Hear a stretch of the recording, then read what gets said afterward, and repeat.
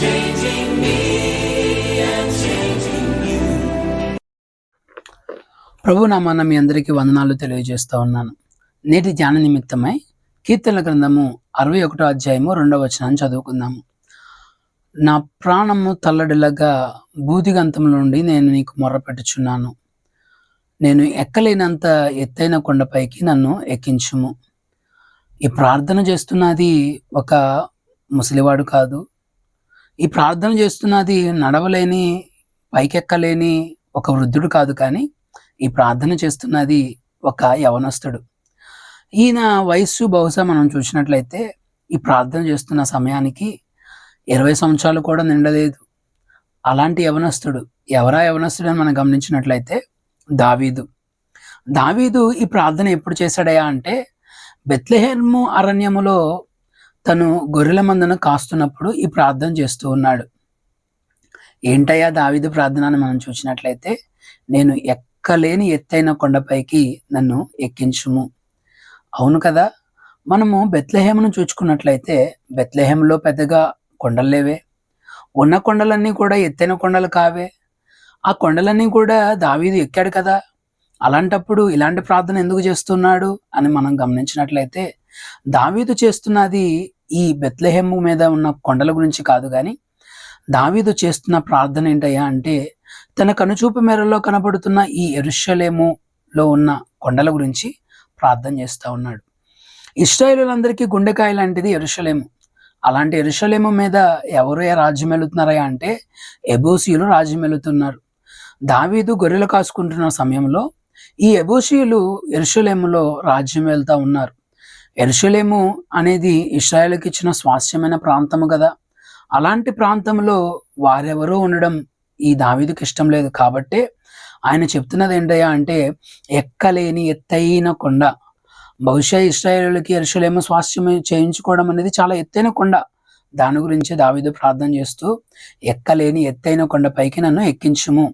ఈ ప్రార్థన దావీదు ఎప్పుడైతే చేశాడో దేవుడు ఆ ప్రార్థన ఆలకించాడు. కాబట్టి ఈ దావీదుని దేవుడు అదే యెరూషలేములోని ఈ యెబూసీయులు ఎక్కడైతే రాజ్యం ఏలారో ఆ రాజ్యం ఏలిన ఆ ఉత్తర ప్రాంతంలోనే దావీదు యొక్క కోట కట్టబడినట్టుగా మనం బైబిల్లో చూస్తా ఉన్నాం.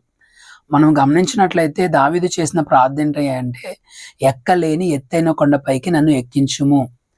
బహుశా దావీదు ఎక్కలేని ఎత్తైన కొండపైకి నన్ను ఎక్కించు అనే ఆలోచన బహుశా దావీదుకు లేకపోతే దావీదు యెరూషలేమును స్వతంత్రించుకోలేకపోయేవాడేమో ఇశ్రాయేలుల కోసం. కానీ దావీదుకున్న కోరిక ఏంటయ్యా అంటే, ఎక్కలేని ఎత్తైన కొండపైకి నన్ను ఎక్కించుము.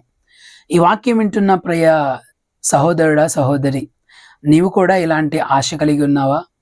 నీ జీవితంలో కూడా ఇలాంటి ఆశలు ఉన్నాయా? మనము ఎప్పుడైతే ఆశపడతామో ఆశ కలిగిన ప్రాణాన్ని దేవుడు తృప్తిపరచగలడు. మనకు ఎటువంటి ఆశ లేకపోతే, మనకు ఎటువంటి కోరికలు లేకపోతే, మనకు ఎటువంటి తృష్ణ లేకపోతే, మన జీవితంలో ఏదో ఒకటి సాధించాలన్న తపన మీలో జీవితంలో లేకపోతే దాన్ని మీరు ఎప్పటికీ కూడా సాధించలేరు. మన జీవితంలో కూడా ఇలాంటి ఎత్తైన కొండలు అనే టార్గెట్స్ మన జీవితంలో ఉండాలి.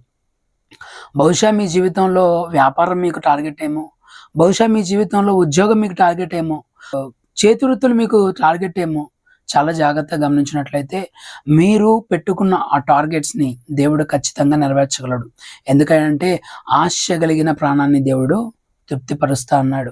ఒకవేళ నీ ఆశ దేవుని చిత్తంలో ఉంటే ఖచ్చితంగా దాన్ని నువ్వు నెరవేర్చబడతావు. అది నీ జీవితంలో నెరవేర్చబడుతుంది.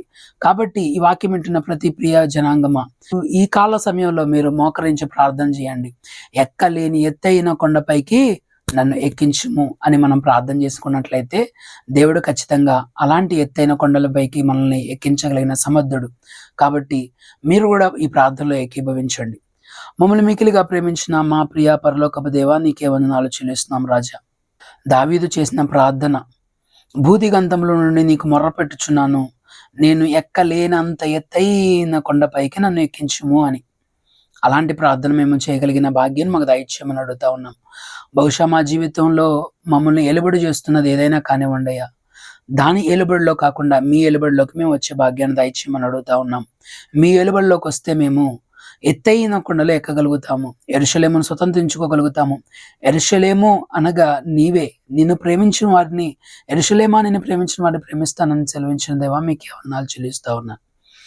ఈ సమయంలో ఎంతమంది అయితే వాక్యం విన్నారో వారందరూ కూడా ఎక్కలేని ఎత్తైన కొండలు ఎక్కించగలిగిన భాగ్యాన్ని దయచేయమని అడుగుతా ఉన్నాను.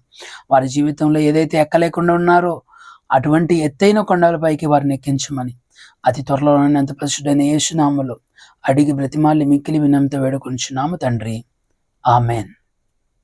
మీ అందరికీ వందనాలండి. ఇప్పటి వరకు మరి ఈ వాక్యాన్ని తెలియజేసిన నేను రావడానికి కారణం ఏంటయ్యా అంటే, మనకి ప్రతిరోజు డైలీ మెడిటేషన్ ఇస్తున్న దైవజనులు దేవసాయమయ్య గారు కొంత అనారోగ్యంతో బాధపడుతున్నారు. వారి గురించి మీ ప్రార్థనలో ఉంచండి. God bless you. దేవుడు మిమ్మల్ని నిండాలుగా దీవించును గాక. Changing me and changing